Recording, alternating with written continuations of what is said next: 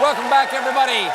Ladies and gentlemen, my next guest tonight is the junior senator from Arizona. Please welcome to The Late Show, Senator Ruben Gallego.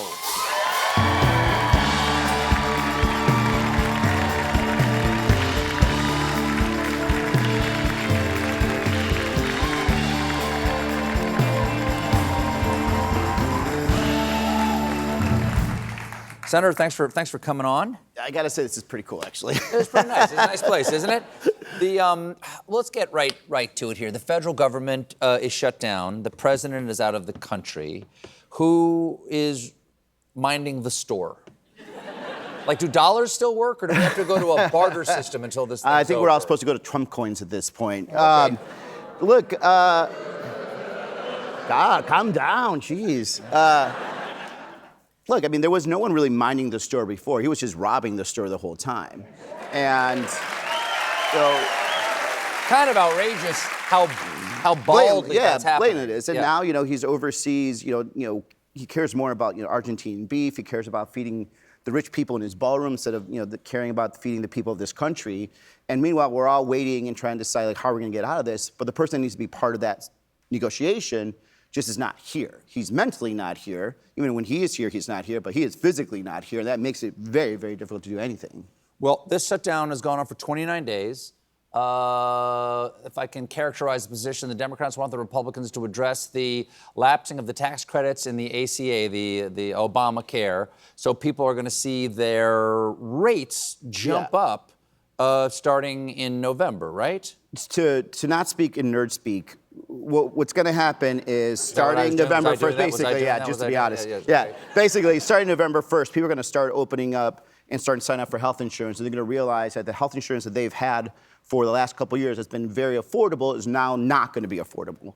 And so, for example, in Arizona, a family of about 4 or 5 could potentially see their premiums jump almost 50%. So for a family, that could be almost $7,000. That's a lot of money. Maybe not in New York City, but in Arizona, it's a lot of money. And things are hard right now. I mean, everything's freaking expensive. And now the government, these Republicans, are going to willingly raise people's premiums. That's what's happening right now. And Johnson's off hiding somewhere with the Epstein list. And I don't know where the hell Trump is, but I think he's probably in Korea putting on a crown or something like that. But either way, our people, everyday working class people in this country, are hurting right now. The Senate's still in session, right? Where are you? Yeah, we are. And the House is not. No, How does that work, that you guys have to show up for work, but the House doesn't have to show up for work? You're all Congress. What's the difference? Well, the difference is Speaker Johnson's trying to protect a bunch of pedophiles. And how does that work? Well, right now there's a friend of mine that just got elected in southern Arizona, and she would be the 218th vote to actually vote to release the Epstein list. This is Adelita Grijalva. Adelita Grijalva. Wow, you got for South Carolina, your Spanish is pretty good. You went to the south of the border stop a couple of times. Yeah. Pedro's, It's the only reason he is stopping her, because now at this point, this is the longest that elected congressman or woman has waited to actually be sworn in. And the excuses changes. One excuse was like, well, I want to make sure she has the right moment with her family there. She's like, okay, I'll fly my family. It's like, well, I want to make sure that, it's not while, we're adjourned. We never do that. He actually did that, not totally, with 2 other Republicans. And now he's saying, well, as soon as we get back into session, and now he's holding them out of session. Because he doesn't want this member of Congress to be sworn in, because then he has to deal with the fact that there's going to be members of Congress going to vote to expose all these elites that are on the Epstein list. So he's covering pedophiles. It's basically as much as you can get, as basic as that.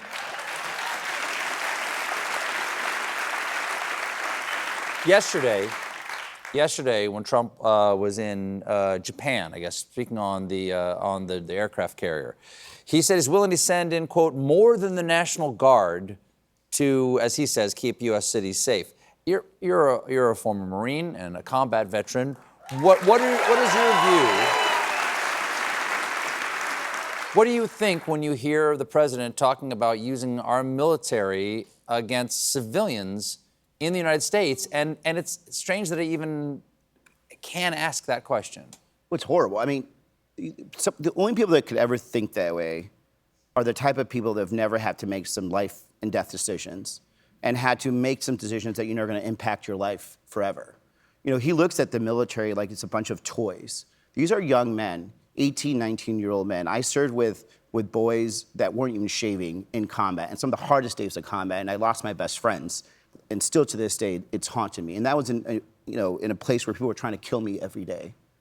Now we're gonna put these 18, 19-year-old boys and girls in a situation that is purposely heated. He doesn't want there for protection. He wants there for the drama. He wants there for the chaos, because if we create more chaos, he gets more power. And you're putting these young men and women against their own people. Because that allows him to exercise more emergency power, insurrection like act, that sort of thing. And it's heartbreaking that he looks at these men and women as toys, because he's never served. He never understands what service to this country is. All he thinks about is what he can plunder. So he'll plunder from our treasury, he'll plunder from the White House, he'll plunder from our personal, the livelihood of these young men and women and what's going to affect them for the rest of their life, and for our civilians for the rest of their lives, what he potentially will do by setting up this scenario. And that's the one thing I warn people is, do not let him divide us. He only wins when he divides us. He only wins when he divides us. That's when he has power. We have to take a quick break.